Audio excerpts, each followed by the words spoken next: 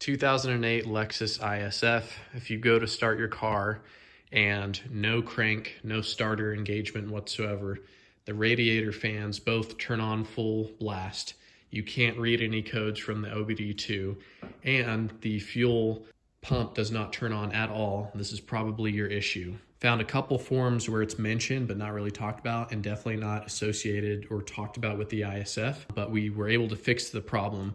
The fuel pressure sensor underneath the intake manifold is the culprit. So if you can get to that sensor, unplug it, it will temporarily fix or at least give you the root cause of your problem.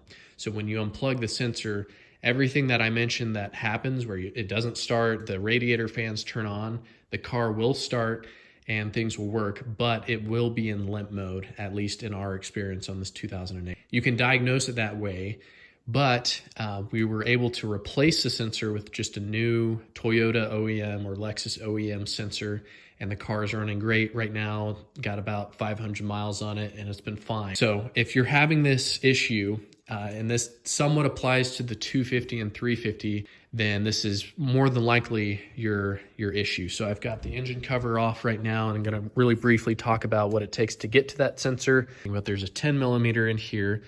You've got to take that off, and there's two prong locations that you stick in, and then you lift up this wiring. There's lots of wiring over here. You have to disconnect the fuel line right here. Just be very careful and thorough. You've got to unplug a bunch of the wiring here. One of the things we were worried we have to unplug is this, which goes down to the alternator and requires a lot more time. We were able to get enough unplugged up here, take off a bunch of 10 millimeters up here. By the way, the plastics around here on the ISF, at least on the 2008s, are notoriously brittle and just literally crumble apart in your hands. When we were taking this apart, which had never been done before after 160,000 miles on this car, it was crumbling. It was incredibly brittle. You've got to be really careful because some of that can fall down around the intake manifold, and you don't want that getting into your intakes when you pop off the intake manifold. So be careful of that. Be really careful of that. You've got to unplug these two computers. They do have the same part number. We marked them just in case they are supposed to be in that location. You've got to undo this tube.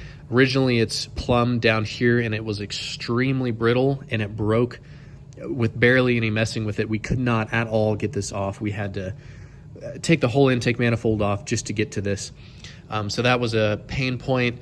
Got to take out this intake manifold and then undo the bolts. I believe it is 18 inch-pounds for the torque on the intake manifold when you put things back together. We did this twice, one to unplug the sensor, two to replace the sensor.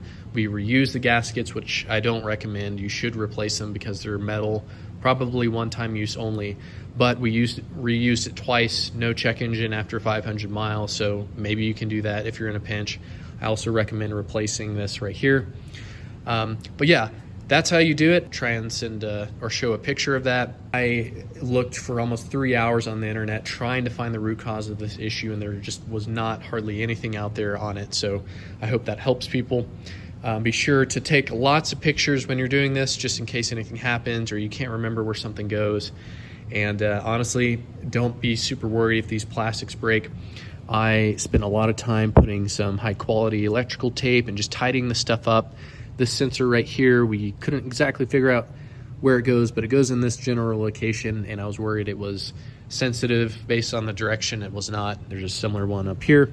Another quick tip is that the hose that broke that I mentioned before, we just threw on some fuel lines that was not bad quality, but didn't have anything to tighten it down, and after about 300 miles, had a pretty distinct vacuum leak somewhere in here. And if you pop off this hose, there's a lot of suction. It's not in front of the intake manifold, it's behind it.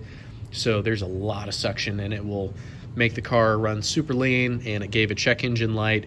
When this started to give out, I replaced it with a 3/8, I believe, vacuum hose from O'Reilly's, brand new. Made sure to tighten it down. This piece over here actually broke off and is plastic. We super glued it back on. Might break in the future, but it's working right now. No check engine light and no vacuum leaks, but it's very important that if you don't get this on correctly, you're going to have check engine lights.